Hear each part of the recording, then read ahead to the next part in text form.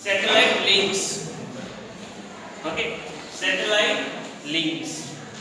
Say suppose if you are going for a satellite links, here we have to know two different parameters.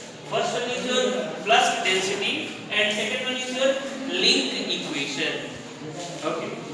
So here we are having something called isotropic power or isotropic source.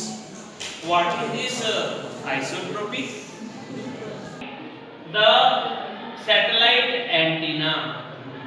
Here you are having the satellite antenna. Okay. So from the satellite antenna, the signal is transmitted. So whatever the signal is, we will consider it in terms of power.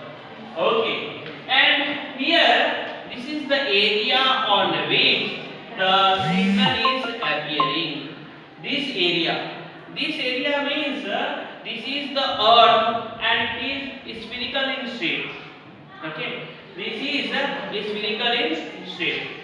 So this point, this is called your EIRP, that is your effective isotropic radiated power. So we should know that what the transmitted power is and what is the effective isotropic radiated power. Okay.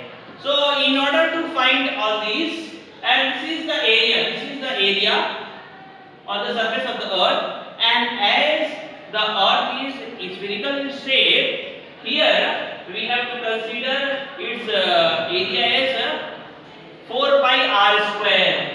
So here you are having term called r. This r is the distance from the satellite to the earth.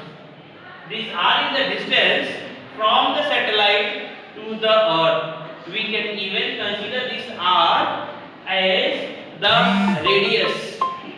Okay, radius means the point on the earth to this point. Okay, and from that we can calculate your flux density.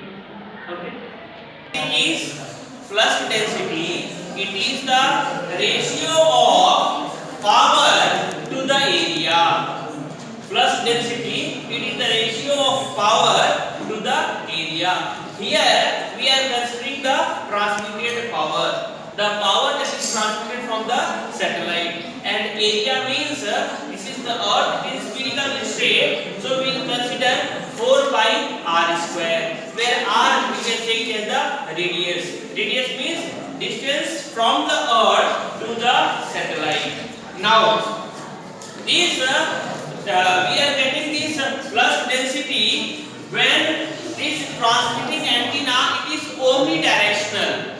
This transmitting antenna is omnidirectional. It is radiating the power in all the directions.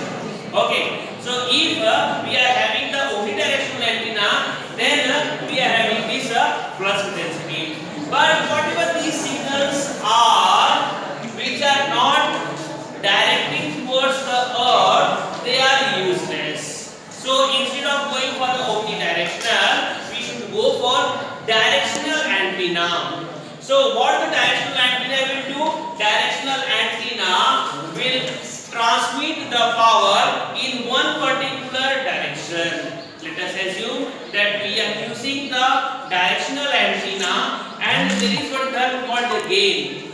The gain of the antenna. Let us assume the gain of that antenna be your G at the base P. Then what will the flux density? The flux density will be your P at the base T, G at the base T by 4 pi r square. So this is the flux density in case of your directional antenna having gain G at the base T. This is your P at the base T and G at the base T.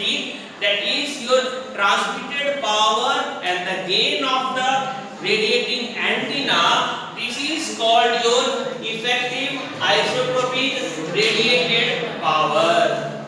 So effective isotropic radiated power is the product of your